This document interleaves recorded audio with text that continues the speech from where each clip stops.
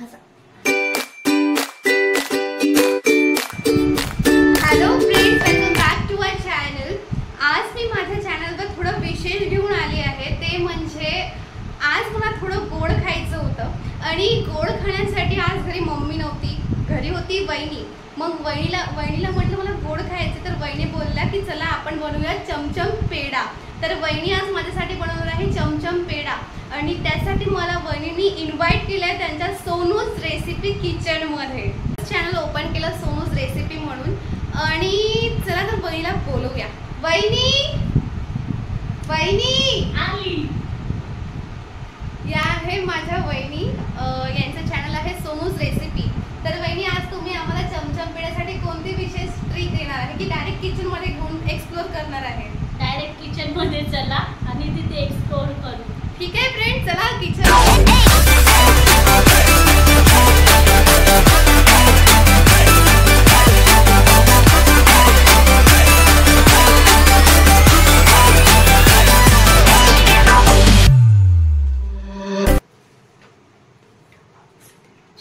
सर्वांना जय भीम। सोनूज किचन मध्ये तुम्हा सर्वांचे स्वागत आहे।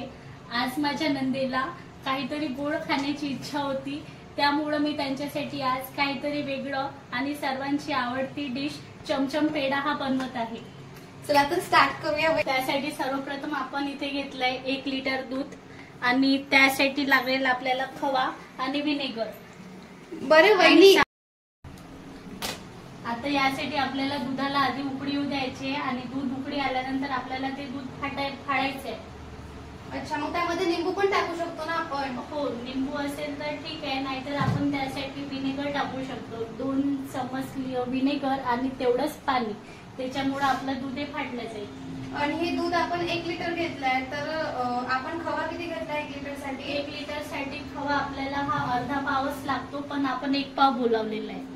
ठीक आहे, म्हणजे 1 लिटर दूध आहे आणि अर्धा पाव पण लागू शकतो, पण आपण 1 पाव खवा घेतो। जोपर्यंत आपल्या दुधाला उकळी येत आहे तोपर्यंत आपण इथे 1 तारी साखरेचा पाक तयार करून घेऊया।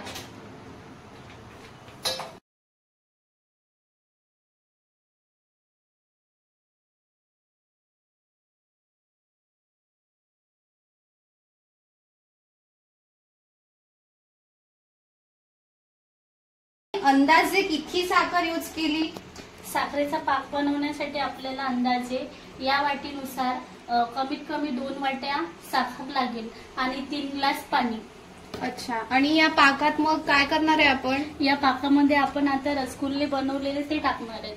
अच्छा, आणि हे दूध मग असं उकळी येईपर्यंत शिजू द्यायचं आणि उकळी आल्यानंतर त्यामध्ये विनेगर टाकायचं, त्याच्यामुळे ते दूध आपलं फाटून जाते। अच्छा, म्हणजे फाटल्यानंतरची प्रोसेस आहे वहिनी, अजून किती वेळ आहे असं वाटतंय कधी?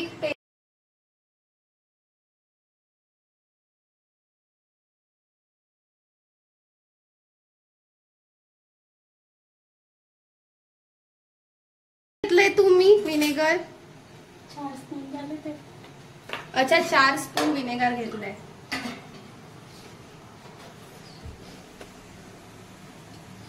जेवढं आपण विनेगर घेतलंय त्याचप्रमाणे आपल्याला त्यामध्ये पाणी मिक्स करायचंय।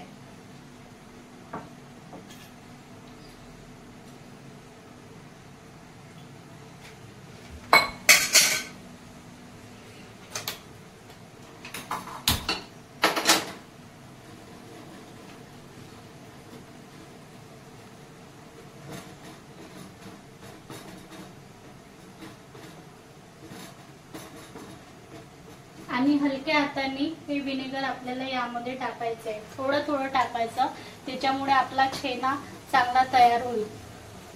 छेना म्हणजे काय वहिनी?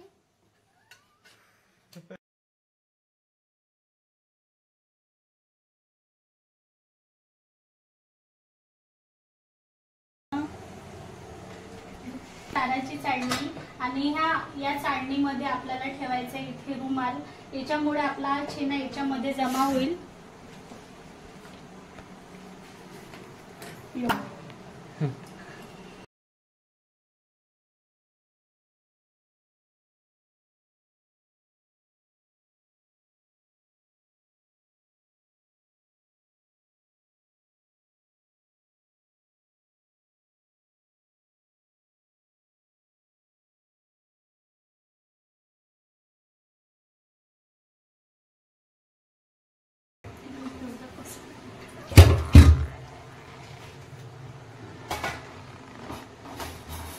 बघा हा आता आपला तयार झालेला आहे.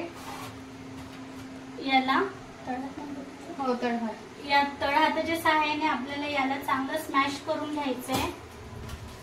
आणि हे केल्याने काय होते, याचा आपल्याला रसगुल्ला बनवायचा आहे आता.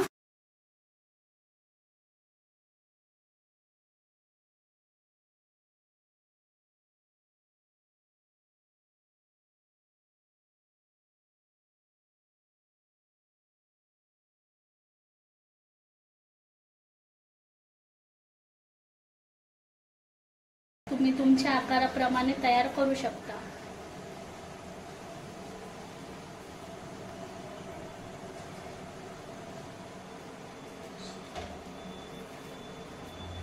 बस एकच प्रक्रिया तयार होताना मग बाकीचे सगळे तयार झाल्यानंतर बाकीचे. आणि वहिनी पाक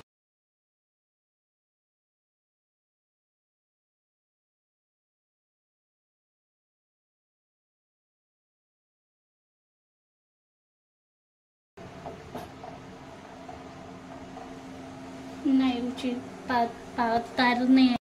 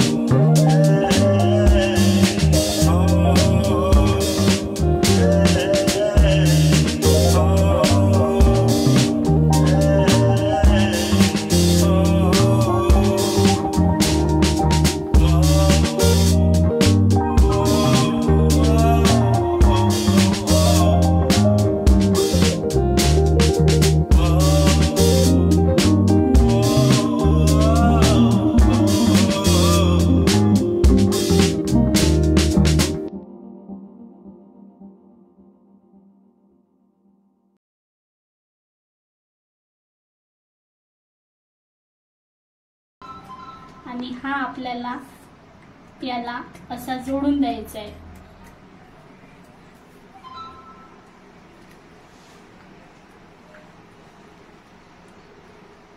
आणि आपल्याला